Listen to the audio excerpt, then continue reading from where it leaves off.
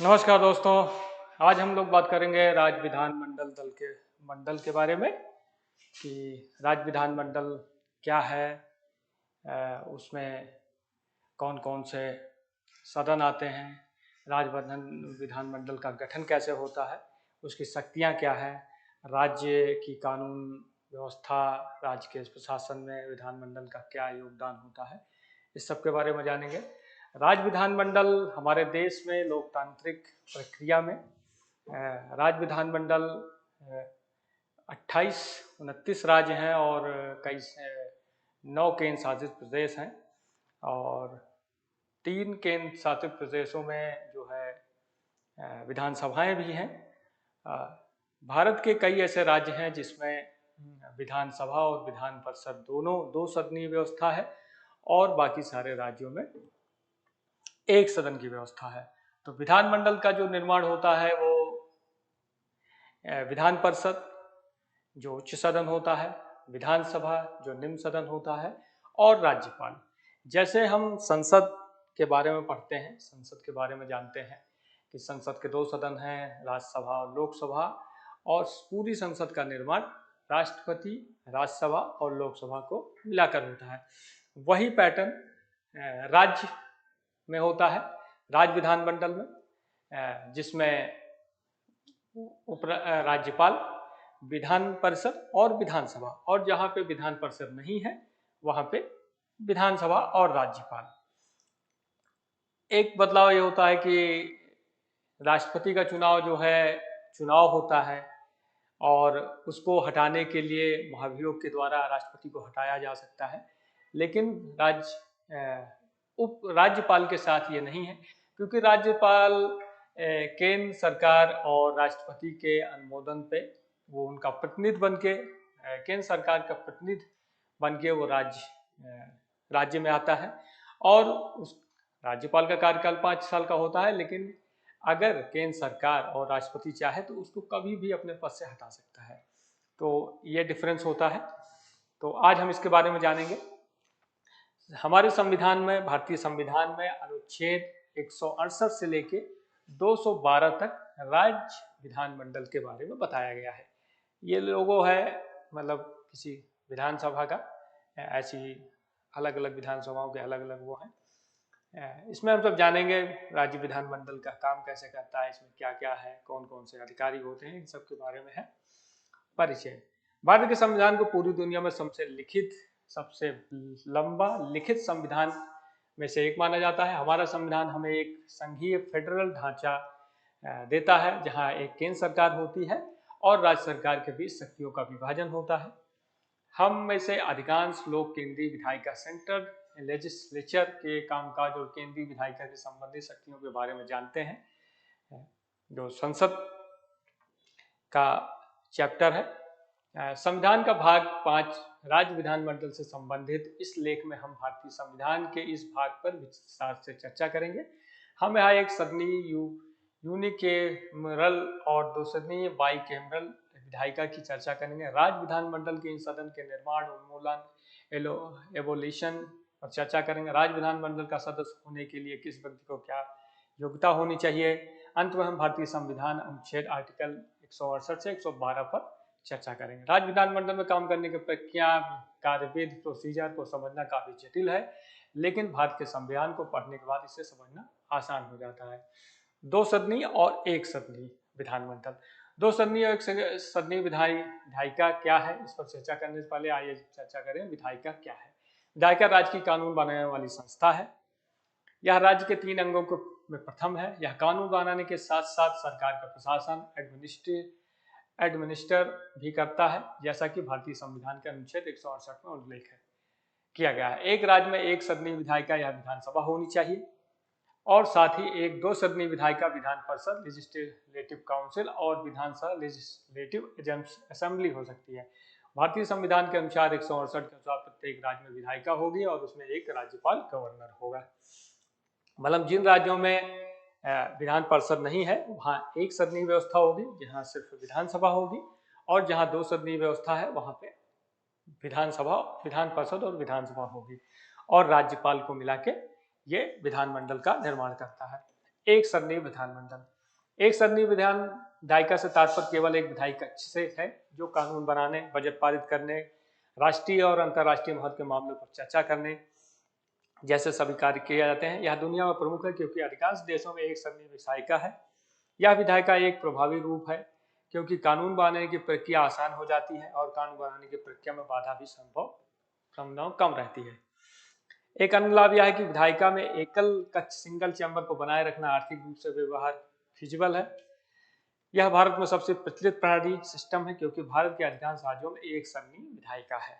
एक सरनीय विधायिका विधानसभा के सदस्य राज्य के नागरिकों द्वारा सीधे चुना जाए। जैसे लोकसभा के सदस्य सीधे जनता के द्वारा चुने जाते हैं वैश्य मताधिकार द्वारा, वैसे ही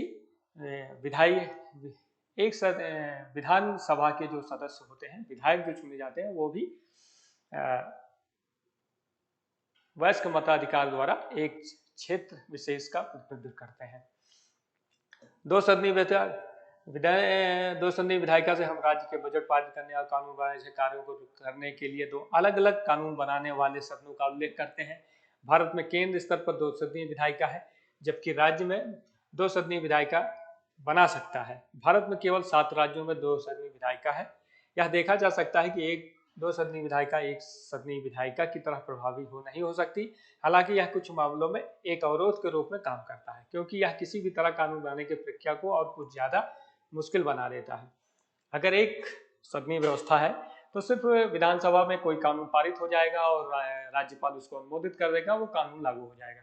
लेकिन दो सदनीय व्यवस्था है तो पहले विधानसभा में पारित होगा, फिर विधान परिषद में जाएगा, फिर विधान परिषद अगर उसमें कुछ परिवर्तन करना चाहता है तो उसको फिर विधानसभा परिवर्तन सुझाव देके फिर विधानसभा भेजेगा, विधानसभा फिर पारित करेगा, फिर वो विधान परिषद में जाएगा और वहां से पारित होगा, फिर वो राज्यपाल। तो ये प्रक्रिया थोड़ा सा लंबी हो जाती है। विधान परिषद का निर्माण, elevation and creation of legislative council. हमारे देश में विधान परिषद लेजिस्लेटिव काउंसिल के रूप में भी जाना जाता है। यह दो सदनीय विधायिका का उच्च सदन अपर हाउस है जिसका निर्माण भारतीय संविधान के अनुच्छेद 169 में दिया गया है और इसके संविधान के अनुच्छेद 169 के साथ समाप्त भी किया जा सकता है। कोई भी राज्य अगर विधान परिषद बनाना चाहे तो वो अपने विधान परिषद सभा से एक प्रस्ताव पारित करेगा और उसको केंद्र को भेजेगा और वहां से वो अनुमोदित होने के बाद वो विधान परिषद बना सकता है। और अगर कहीं विधान परिषद है और उसको हटाना चाहे, जैसे आंध्र प्रदेश ने किया है, वो अपनी विधानसभा से उसको पारित करके भेज चुका है, तो उसको विधान परिषद खत्म भी कर सकता है। अनुच्छेद 168 में हमारे देश में कुछ राज्यों में विधान परिषद का उल्लेख भारत के राज्य में दो सदनीय विधायिका का होने का कोई नियम नहीं है। ऐसा इसलिए है क्योंकि हमारे संविधान निर्माताओं को पता था कि हर राज्य के लिए दो सदनीय विधायिका वित्तीय या किसी अन्य कारण से होना संभव नहीं है। अनुच्छेद 169 विधान परिषद के निर्माण समाप्ति की बात करें। विधान परिषद के निर्माण और के लिए विधानसभा को एक प्रस्ताव पारित करना होगा जिसे विधानसभा की कुल जनसंख्या के 50% से अधिक का समर्थन प्राप्त होना चाहिए। इसे सदन में उपस्थित कुल सदस्यों के 2/3 से अधिक का समर्थन प्राप्त होना चाहिए। इसलिए यह पूर्ण और विशेष बहुमत की बात करता है। विधान परिषद बनाने या समाप्त करने के प्रस्ताव को राष्ट्रपति की सहमति की आवश्यकता होती है। अगर कोई राज्य विधानसभा अपने राज्य में विधान परिषद को रखना चाहती है या उसको खत्म करना चाहती है तो ये 2/3 बहुमत से या अपने सदस्यों से 50% के बहुमत से वो पारित करके कोई प्रस्ताव भेज सकती है और राष्ट्रपति के अनुमोदन के बाद वो विधान परिषद वहां रह सकती है या फिर हटाई जा सकती है। दोनों संसदों की संरचना। भारतीय अनुच्छेद 170 में विधानसभाओं के विन्यास कॉन्फ़िगरेशन के बारे में बात करता है। अनुच्छेद केवल यह इस बात पर जोर देता है कि राज्य के विधानसभाओं की संरचना क्या होगी। दूसरी ओर विधान परिषद का भारतीय विन्यास भारतीय संविधान के अनुच्छेद 171 दिया। विधानसभा लेजिस्लेटिव असेंबली। अनुच्छेद 170 के अनुसार भारत के प्रत्येक राज्य में एक विधानसभा होनी चाहिए। हालांकि ये विधानसभा भारतीय संविधान के अनुच्छेद 333 के प्रावधानों प्रोविजन के अनुसार होनी चाहिए। राज्य की विधानसभा में अधिकतम जो सदस्य संख्या होगी वो 500 होगी और न्यूनतम 60 होगी। जैसे उत्तर प्रदेश सबसे ज्यादा विधानसभा सदस्य हैं जिसमें 404 सदस्य हैं, 405 सदस्य हैं, जिसमें 403 या 404 पे चुनाव होता है।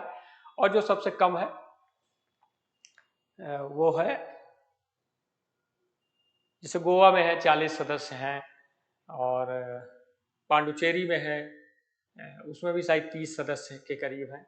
तो ये छोटी छोटी भी विधानसभाएं हैं। सिक्किम है, वहाँ भी कम सदस्य चुन के आते हैं। तो इस निर्वाचन क्षेत्र का प्रतिनिधित्व उन सदस्यों द्वारा किया जाता है जिनका चयन प्रत्यक्ष डायरेक्ट चुनाव की प्रक्रिया के माध्यम से किया जाएगा। हालांकि क्षेत्रीय निर्वाचन क्षेत्रों का व्यय इस तरह से निर्धारित किया जाएगा कि उस निर्वाचन क्षेत्र की जनसंख्या पर निर्भर हो जाए। यहाँ जनसंख्या शब्द हमारा तात्पर्य उस जनसंख्या से जो पूर्ववर्ती जनगणना प्रेसिडेंट सेंसस में प्रकाशित हो सके। किसी भी राज्य में विधानसभा की संख्या स्ट्रक्चर उस राज्य की जनसंख्या के परिवर्तन के अनुसार बदलती रहती है। किसी भी राज्य विधानसभा की जो संरचना होती है वो वहाँ की जनसंख्या के हिसाब से और क्षेत्रफल के हिसाब से होती है। एक जैसे लोकसभा क्षेत्र होता है वैसे ही विधानसभा राज्य में विधानसभा का एक क्षेत्र होता है। उसमें निवास करने वाली जनसंख्या जो वयस्क मताधिकार जो 18 साल की हो जाती है वो वोट डालती है और वहाँ से चुनाव जीत कर लोग जो है विधानसभा में आते हैं। तो वो राज्य की जनसंख्या के हिसाब से, क्षेत्र के हिसाब से और जनगणना के हिसाब से जो परिसीमन होता है तो उसमें सीटें घटती बढ़ती रहती है। विधानसभा के कार्यकाल अवधि का उल्लेख भारतीय संविधान में 172 में किया गया है। विधानसभा का भी चुनाव 5 साल के लिए होता है। 5 साल के बाद फिर आम चुनाव, राज्य में आम चुनाव कराए जाते हैं और उसके बाद जो है फिर नई विधानसभा का गठन होता है। उसके बीच में कभी अविश्वास प्रस्ताव के जा रहा है या कभी गठबंधन सहयोग ज़्यादा सहयोग वापस लेने के कारण या फिर कभी विधान मंत्रिपरिषद इस्तीफा दे दे और राज्य में चुनाव करवाने की घोषणा करे। तो इन सब से जो है वैसे विधानसभा का कार्यकाल 5 वर्ष का होता है। लेकिन अगर बीच में कभी किसी तरह की कोई समस्या खड़ी हो जाए, जैसे अविश्वास प्रस्ताव के द्वारा सरकार गिरा दी जाए या फिर मंत्रिपरिषद अपने आप इस्तीफा दे दे और राज्य चुनाव करवाने की घोषणा करे, तो इसके वजह वो उसका टाइम जो है घट भी सकता है। या फिर आपातकाल में जैसे इमरजेंसी है तो इमरजेंसी के दौरान यह राष्ट्रीय आपातकाल नेशनल इमरजेंसी के दौरान किया जा सकता है। हालांकि विधानसभा के कार्यकाल में विस्तार हो सकता है, यह राष्ट्रीय आपातकाल के दौरान किया जा सकता है। राष्ट्रीय आपात की अवधि के दौरान संसद विधानसभा के कार्यकाल को अधिकतम 1 वर्ष के लिए बढ़ा सकती है। साथ ही घोषणा के बंद होने के बाद यह विस्तार 6 महीने से अधिक नहीं हो सकता। अगर देश में कभी आपातकाल लगा हुआ है तो विधानसभा, जैसे लोकसभा का कार्यकाल 1 साल बढ़ाया जा सकता है, वैसे विधानसभा का कार्यकाल 1 साल बढ़ाया जा सकता है। अगर उसके बाद आपातकाल खत्म हो गया तो 6 महीने के अंदर विधानसभा के चुनाव कराने होंगे और फिर नई विधानसभा का गठन होगा। Vidhan Parishad, legislative council. विधान परिषद कुछ भारतीय राज्यों में लोकतंत्र की पूरी प्रतिनिधि सभा है। इसके सदस्य अप्रत्यक्ष चुनाव के द्वारा चुने जाते हैं। कुछ सदस्य राज्यपाल के द्वारा मनोनीत किया जाते हैं। विधान परिषद विधानमंडल का अंग है। यह आंध्र प्रदेश, बिहार, कर्नाटक, महाराष्ट्र, तेलंगाना और उत्तर प्रदेश के रूप में भारत के राज्य तथा केंद्र शासित प्रदेश 31 में से 6 राज्यों में विधान परिषद है। इसके अतिरिक्त 7 व पश्चिम बंगाल ने अपने स्वयं की विधान परिषद बनाने की स्वीकृति दे दी है तथा 2020 में आंध्र प्रदेश ने अपने विधानसभा से यह विधान परिषद को समाप्त करने की अनुमति दे दी है। अभी भारत की संसद इसको स्वीकृत नहीं किया है। जैसे स्वीकृत हो जाएगा उस दिन विधान परिषद वहां खत्म हो जाएगी। विधान परिषद की संख्या भारतीय संविधान के अनुच्छेद 171 में दी गई है। विधान परिषद के कुल सदस्य राज्य विधानसभा के कुल सदस्यों के 1/3 होने चाहिए। मतलब जैसे यूपी में 405 सीटें हैं तो विधान परिषद की सीटें 80-82 के करीब हो सकती हैं, अधिक नहीं हो जाए। विधान परिषद के गठन के लिए एक और मापदंड क्राइटेरिया है। विधान परिषद में सदस्य किसी भी स्थिति में 40 से कम नहीं होने चाहिए। मतलब अगर कोई भी चाहे जो भी विधान परिषद का गठन हुआ किसी भी राज्य में तो उनकी सदस्य संख्या 40 से कम नहीं होनी चाहिए, इससे कम नहीं होनी चाहिए, मतलब 40 तो कम से कम। विधान परिषद की संरचना में एक अपवाद है। अन्य विधान परिषद के विपरीत जम्मू और कश्मीर की विधान परिषद में केवल 36 सदस्य है। जम्मू कश्मीर में इसलिए है कि आज़ादी के बाद जब जम्मू का विलय हुआ तो वहाँ एक तो भारतीय संविधान और उसके बाद जम्मू कश्मीर का अलग संविधान था जो वहाँ के प्रशासन को चलाने में सहायता करता था। तो उन्होंने अपने हिसाब से उसको क्राइटेरिया सेट रखा था। लेकिन अब वहाँ 370 हट गया है, तो बहुत सारी चीज़ें वहाँ बदलाव हो रहा है। जैसे विधानसभा की सीटें बढ़ गई हैं, अब वहाँ विधान परिषद रहेगी नहीं रहेगी, क्या होगा, ये आने वाले समय में पता लगेगा। विधान परिषद की संख्या के आगे निम्न प्रकार से विभाजित किया है।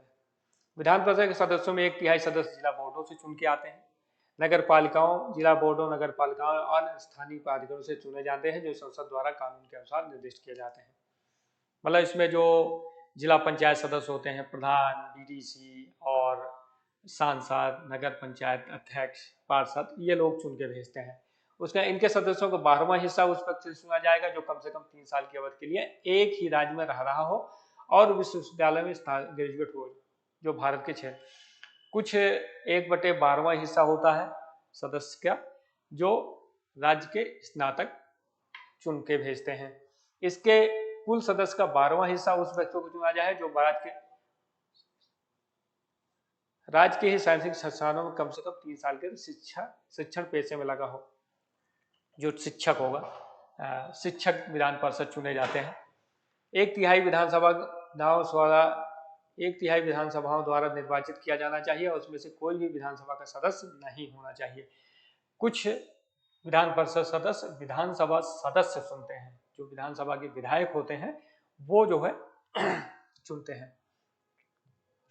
और यह ध्यान रखा जाता है कि कोई भी ऐसा सदस्य ना चुना जाए जो विधानसभा का भी सदस्य हो और उसको विधान परिषद के लिए चुना जाए।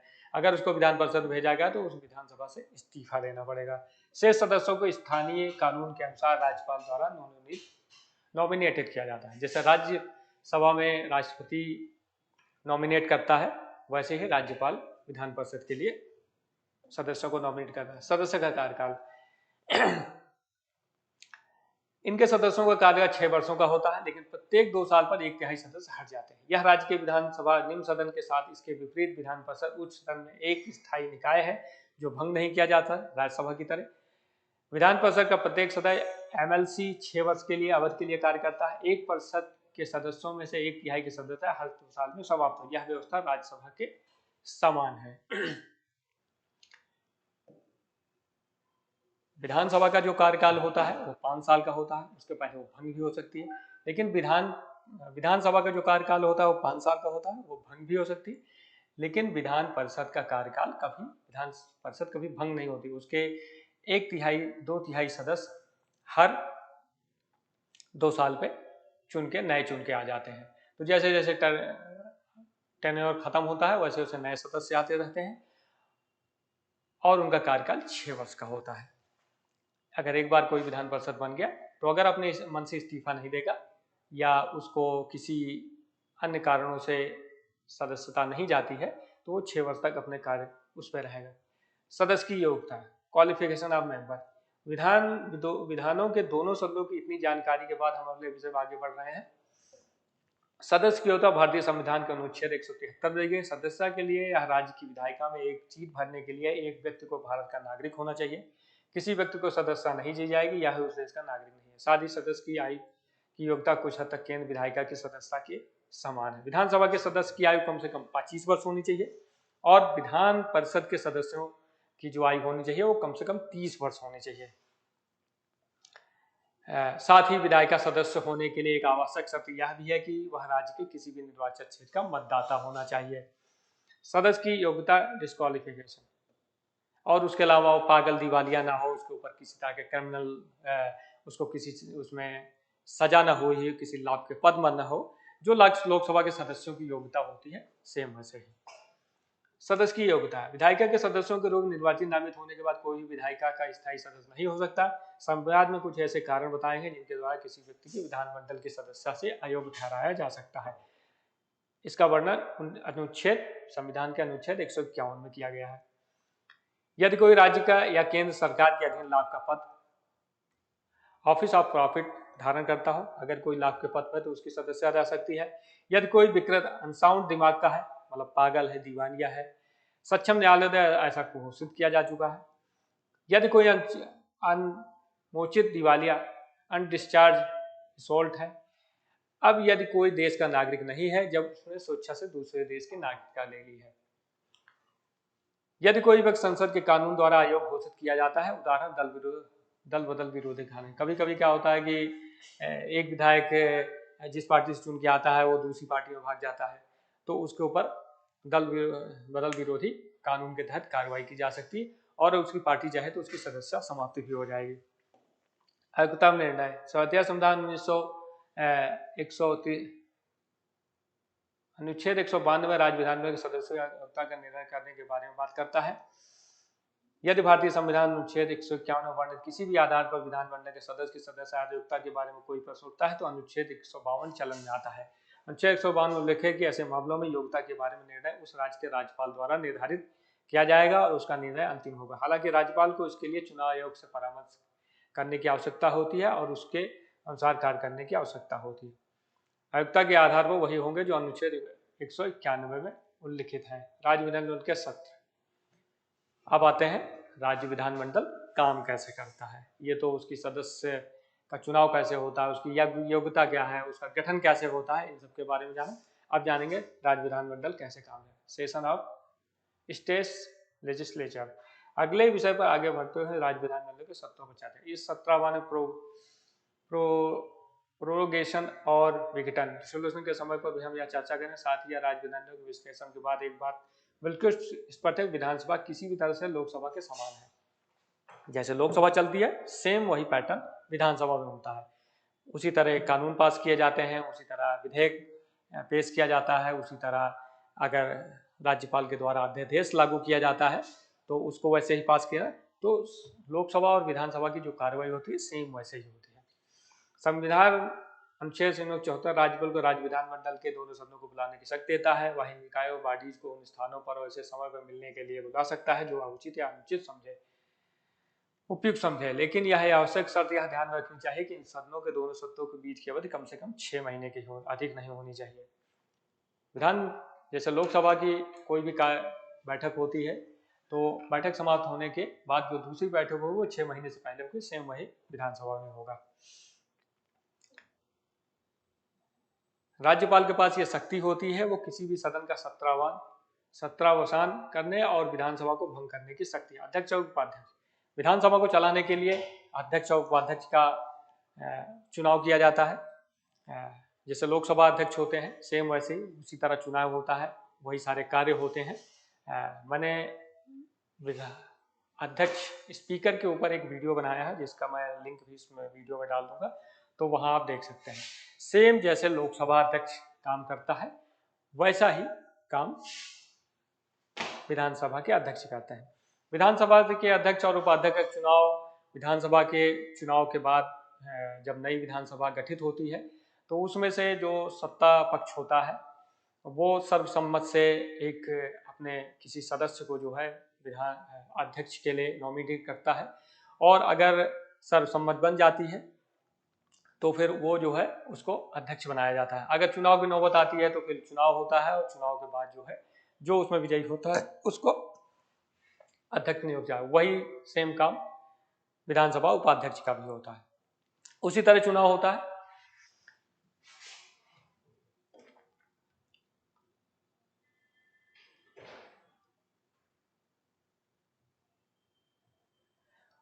और अगर किसी कारण अध्यक्ष उपाध्यक्ष के पद रिक्त हो जाए बीच में तो उसका नए अध्यक्ष और उपाध्यक्ष का चुनाव भी करना पड़ेगा। अध्यक्ष की शक्तियां और कार्य। अनुच्छेद 178 अध्यक्ष को राज्य की विधानसभा के सत्रों की अध्यक्षता करने की शक्ति देता है और भारतीय संविधान अनुच्छेद 93 में उल्लिखित समान शक्तियां लोकसभा के अध्यक्ष को दी गई है। वही एक भारतीय अध्यक्ष की शक्ति स्थित काफी हद तक इंग्लैंड के हाउस ऑफ कॉमन्स के अध्यक्ष के समान होती है। अध्यक्ष का सबसे महत्वपूर्ण कार्य विधानसभा के सत्रों की अध्यक्षता करना, विधानसभा में अनुशासन और व्यवस्था बनाए रखना। विधानसभा के भीतर अध्यक्ष मास्टर होता है। उसके बाद यह तय करने की शक्ति होती है विधेयक धन विधेयक है या मनी बिल है या नहीं है। साथ ही अध्यक्ष के फैसलों को अदालत में चुनौती नहीं दी जा सकती है। धन विधेयक को अध्यक्ष के अनुमोदन से ही विधान परिषद में भेजा जाता है। अध्यक्ष का वेतन राज्य के संचित कंसोलिडेटेड फंड से दिया जाता है। अध्यक्ष के अन्य कार्य शक्तियां, एक तरह से अध्यक्ष जो है विधानसभा का सर्वे सर्वा होता है। विधानसभा के अंदर कैसी कार्रवाई होगी, कौन कौन से विधेयक पेश होंगे, बिना उसके अनुमति से कोई विधेयक नहीं पेश हो सकता। और विधेयक पेश हो रहा है तो वो धन विधेयक है कि नहीं है, वो निर्धारण लोग विधानसभा अध्यक्ष ही करेगा। बैठकों का आयोजन करना, समितियों का गठन करना, समितियों के सदस्य अध्यक्षों का चयन करना और विधानसभा की कार्यवाही सुचारू रूप से चले, किसी भी तरह के व्यवधान न हो, इन सब की देखरेख जो है विधानसभा अध्यक्ष और उपाध्यक्ष का ही काम। अध्यक्ष नहीं है तो फिर उपाध्यक्ष करेगा, और वो भी नहीं है तो फिर नया अध्यक्ष या उपाध्यक्ष बनाया जाएगा। अध्यक्ष के अन्य कार्य शक्तियां, वह विधानसभा की बहस में भाग नहीं लेता है। अगर कोई विधानसभा में बहस हो रही है उसकी देखरेख में, तो उसमें वो भाग नहीं लेगा। उसके अलावा अगर विधानसभा में वोटिंग होगा किसी भी मुद्दे पर, तो उसमें वो तब तक वोट नहीं करेगा जब तक कि दोनों पार्टियां बराबर नहीं, पक्ष विपक्ष बराबर होगा तो अपने विवेक से वो किसी के भी बीच में पक्ष में फैसला कर सकता है। खासकर सत्ता पक्ष से ही वो सदस्य चुने जाते हैं, तो उनका झुकाव थोड़ा सा सत्ता पक्ष की तरफ रहता है। केवल तभी वोट करे जब वह ट्राई ब्रेक की स्थिति हो। वह देखती है कि क्या आवश्यक कोरम है, मतलब कोरम विधानसभा की बैठक में कम से कम 1/10 सदस्यों का होना आवश्यक होता है। अगर इससे कम सदस्य हैं तो कोरम पूरा नहीं होगा और विधानसभा की बैठक नहीं होगी। कोरम पूरा होने के बाद ही विधानसभा की कार्यवाही आगे संचालित होगी। उसके पास आवश्यक गणपूर्व कोरम न होने पर विधानसभा की बैठक को स्थगित करने, लंबित करने और सदन का अनुशासन बनाने की शक्ति है। उसके पास उसके नियंत्रण व्यवहार के लिए सदन को निलंबित या निष्कासित करने की भी शक्ति है। अगर कोई विधायक विधानसभा में किसी भी तरह का गलत आचरण करता है तो विधानसभा अध्यक्ष उसको विधानसभा से बाहर भी कर सकता है, निलंबित भी कर सकता है। विधान परिषद के अध्यक्ष उपाध्यक्ष अनुच्छेद 82, 182, 83, 184, 185। विधान परिषद का कार्यकाल काफी जटिल, सदस्य की प्रक्रिया, उसके प्रमुख की नियुक्ति और विधान परिषद की शक्ति को समझना काफी कठिन है। भारतीय संविधान 182 के अनुसार विधान परिषद को अपने 2 सदस्यों को अध्यक्ष उपाध्यक्ष डिप्टी चेयरमैन के रूप में चुनना होगा। उसमें भी यह उल्लेख है कि विधान परिषद को अपने पद से रिक्त होते ही विधान परिषद के अध्यक्ष और उपाध्यक्ष सभापति का भी चयन करना होगा। अगर मान लो किसी को, क्योंकि सदन कभी भंग नहीं होता और नए नए सदस्य चुन के आते हैं, तो ज़्यादातर ये देखा जाता है कि कोई भी सदस्य जो पुराने सदस्य हैं जिनको जानकारी है विधानसभा परिषद की, उन्हीं को अध्यक्ष उपाध्यक्ष बनाया जाता है। अगर उनका कार्यकाल खत्म हो गया तो उसके बाद उसकी संचालन कैसे होगा विधान परिषद का, तो उनको फिर से नए अध्यक्ष और उपाध्यक्ष का चुनाव करना पड़ता है, तो इसका ध्यान रखना होता है।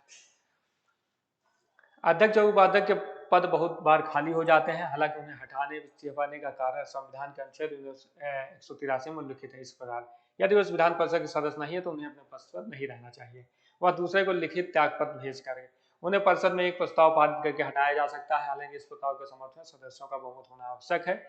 संकल्प पारित करने के समय याद रखने योग्य एक महत्वपूर्ण बात यह है कि संकल्प आवश्यक की सूचना 14 दिन पूर्व जानी। विधान परिषद के सदस्य अध्यक्ष और उपाध्यक्ष को विधान परिषद में ही प्रस्ताव लाके उनको हटाया जा सकता है, लेकिन उस प्रस्ताव को लाने के पहले 14 दिन पहले उनको सूचित करना पड़ेगा और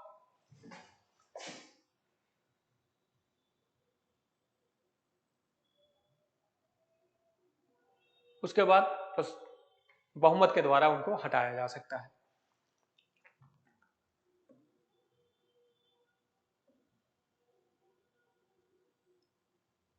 और अगर विधान परिषद में मान लिया अध्यक्ष और उपाध्यक्ष दोनों पद रिक्त है, तो फिर राज्यपाल की इसमें महत्वपूर्ण भूमिका होती है कि वो किसी एक सदस्य को उसकी जगह कुछ टाइम के लिए अध्यक्ष की कुर्सी पर बैठाएगा और फिर जब तक नए अध्यक्ष उपाध्यक्ष का चुनाव नहीं हो जाता तब तक वो विधान परिषद की कार्रवाई संचालित करेगा।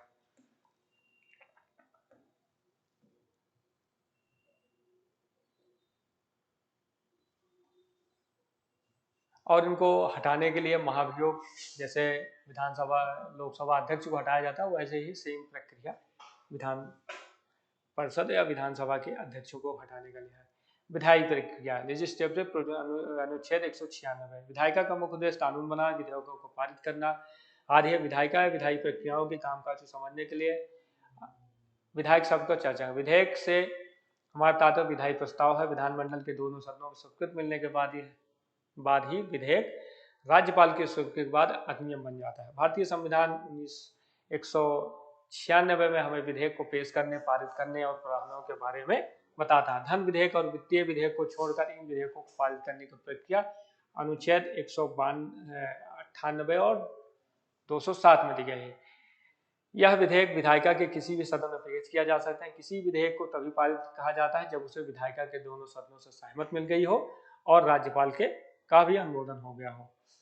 यह दोनों सदनों को विधेयक में किए गए संशोधनों पर सहमत होना चाहिए। जब कोई विधेयक सदन में लंबित हो तो उस सदन का प्रस्तावान हो तो वह व्यापगत लैप्स नहीं होगा। किसी भी राज्य की विधान परिषद में लंबित कोई विधेयक जो विधानसभा द्वारा पारित नहीं किया गया है वह विधानसभा के भंग होने पर भी व्यय नहीं होगा।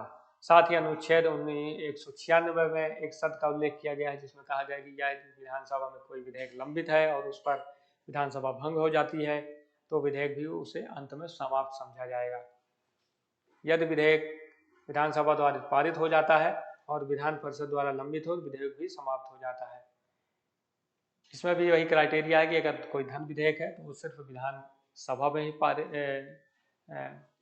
प्रस्ताव किया जाएगा, मतलब उसको विधानसभा में पेश किया जाएगा, विधान परिषद में नहीं कर सकते। कोई साधारण विधेयक है तो विधान परिषद या विधानसभा कहीं भी पेश किया जाए और धन विधेयक पारित होने के बाद विधान परिषद में भेजा जाएगा। उसमें कुछ मूल चूल परिवर्तन करने हैं तो उसको विधान परिषद दोबारा विधानसभा में भेज सकती है या फिर उसी रूप में उसको पारित करना होगा या उसको 14 दिन तक वो रोक सकती है। बस उसके बाद उसको राज्यपाल के पास जाएगा और वो अनुमोदित करेगा। क्योंकि कोई भी धन विधेयक पेश होता है तो उसको बिना राज्यपाल की अनुमति से धन विधेयक नहीं पेश होता है तो राज्यपाल को उस पर अपने हस्ताक्षर करने ही होंगे।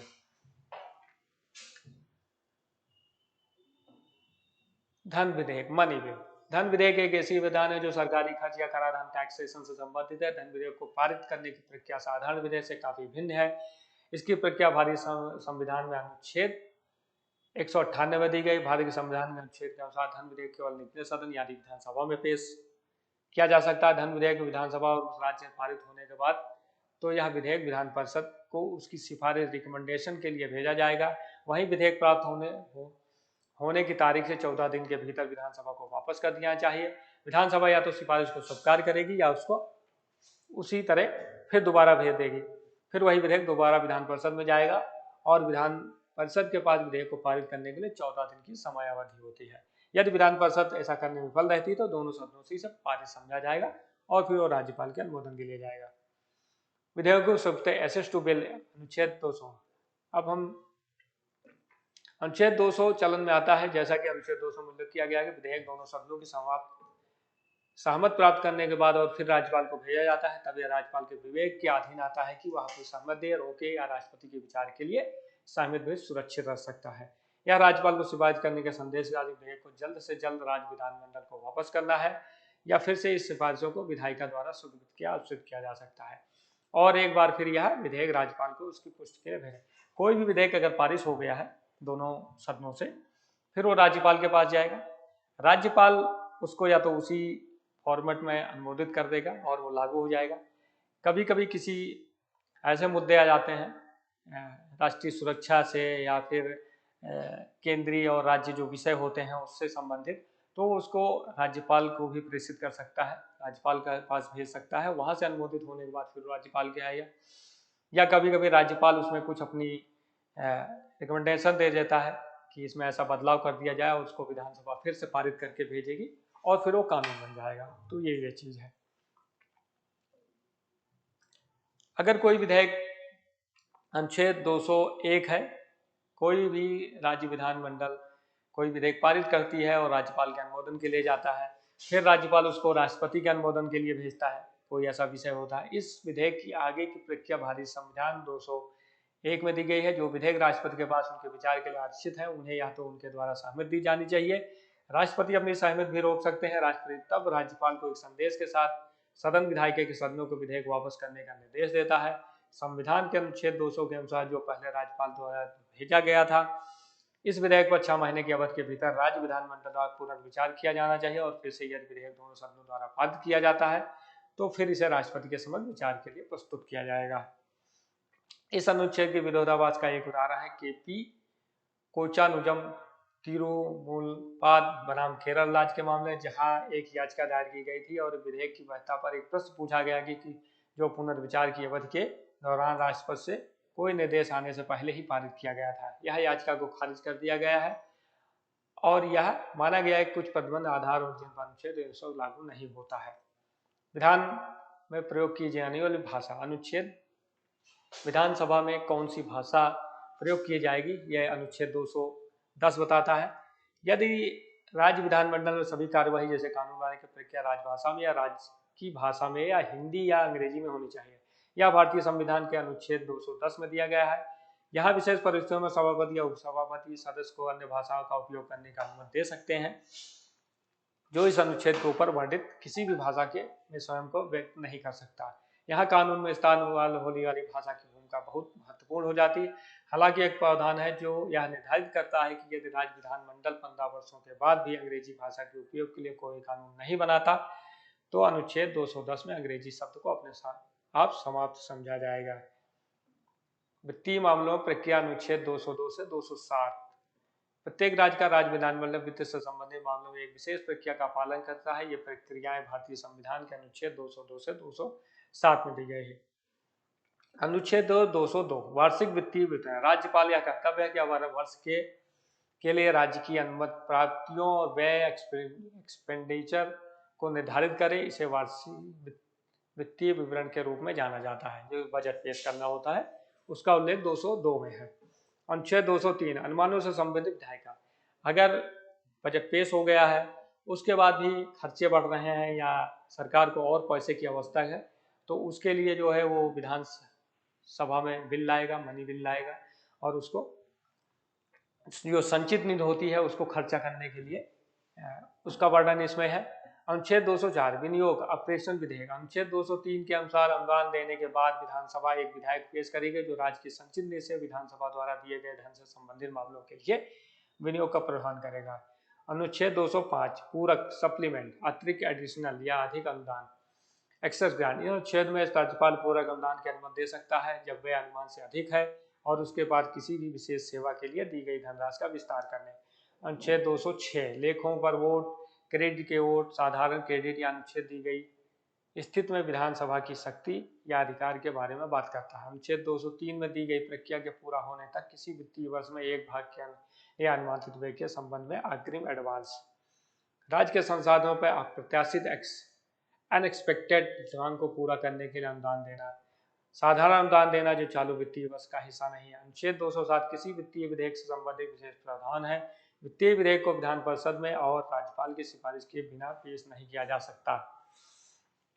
ये सारे जो अनुच्छेद हैं ये भारत के विधानमंडल या राज्य के वित्तीय मामलों को देखते हैं। जैसे बजट पेश हो गया और बजट पेश होने के बाद कुछ ऐसी मांगे और आ जाती हैं जिसको जो बजट के अलावा होती हैं तो उसमें राज्य की जो संचित निधि होती है उसको खर्चा करने के लिए विधानसभा से अनुमति लेनी होती है।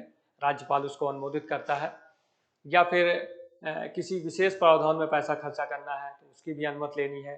या कभी एडवांस में पैसा लेना है, बजट खत्म हो गया है और पैसा एडवांस में चाहिए तो उसके लिए भी विधान परिषद से अनुमति लेने की आवश्यकता होती है।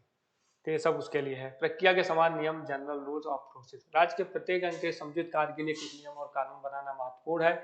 इसी तरह राज्य विधानमंडल के सुचारू कामकाज के लिए कुछ अन्य सामान्य प्रक्रिया नियम बनाए गए हैं। यह भारतीय संविधान के अनुच्छेद 208 से 212 में दिए गए अनुच्छेदों के अंतर्गत सभी प्रावधानों की व्याख्या नीचे की गई है। इसको मोटे मोटे उसमें समझते हैं। अनुच्छेद 209 वित्तीय व्यवसाय के संबंध में राज्य के विधानमंडल में प्रक्रिया के कानून द्वारा विनिमय। अनुच्छेद 202 है उस भाषा के बारे में बात करता है जिसका प्रयोग विधानमंडल में किया जाना है। अनुच्छेद 211 यह उस विषय के प्रतिबंध के बारे में है जिस पर विधानसभा में कोई चर्चा नहीं होगी। अनुच्छेद 212 अनुच्छेद बताता है कि न्यायालय विधायिका की कार्यवाही की जांच नहीं कर सकता है।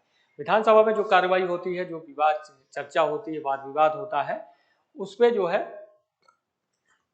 किसी भी तरह का न्यायालय हस्तक्षेप नहीं करता है या न्यायालय में उसका उस पर विचार नहीं किया जा सकता। तो ये सब चीजें उसके लिए हैं।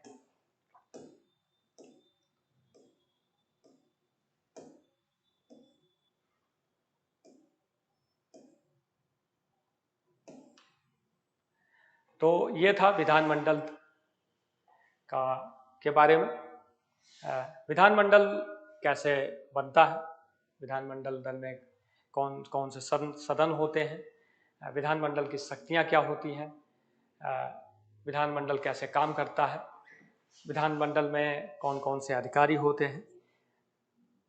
विधानमंडल और संसद, केंद्र में संसद, जैसे केंद्र में संसद है तो उसके 3 अंग हैं, राष्ट्रपति, उच्च सदन राज्यसभा, निम्न सदन लोकसभा, और अध्यक्ष, उपाध्यक्ष, केंद्रीय मंत्रिपरिषद, मंत्रिमंडल। सेम वैसा ही राज्य के शासन चलाने में विधानमंडल होता है। कहीं कहीं एक ही फर्क है कि बहुत सारे राज्यों में एक सदनी व्यवस्था है, 5-6 राज्य हैं जिसमें 2 सदनी व्यवस्था है, जिसमें विधान परिषद भी है। जैसे राज्यसभा है वैसे विधान परिषद हो गई, जो लोकसभा है वो विधानसभा हो गई। अध्यक्ष उपाध्यक्ष उनका सेम ही काम होता है, सेम वैसे बैठकें होती हैं, समितियां बनती हैं। जो राष्ट्रपति का काम होता है केंद्र में वही काम राज्यपाल का होता है, तो सब लमसम वही है। तो मैंने इन सब पे, लोकसभा पे भी वीडियो बनाया है, संसद पे भी वीडियो बनाया है, राष्ट्रपति के क्या काम होते हैं, प्रधानमंत्री का क्या काम है, तो इन सब पे सारा, मंत्रिपरिषद कैसे काम करती है, तो इनके सारे लिंक में भी डाल दूंगा। और मेरे यूट्यूब चैनल को आप लोग ज़्यादा से ज़्यादा लाइक करें, सब्सक्राइब करें, शेयर करें। आज के लिए इतना ही, अगले वीडियो में फिर किसी विषय पर बात करेंगे। जय हिंद, धन्यवाद।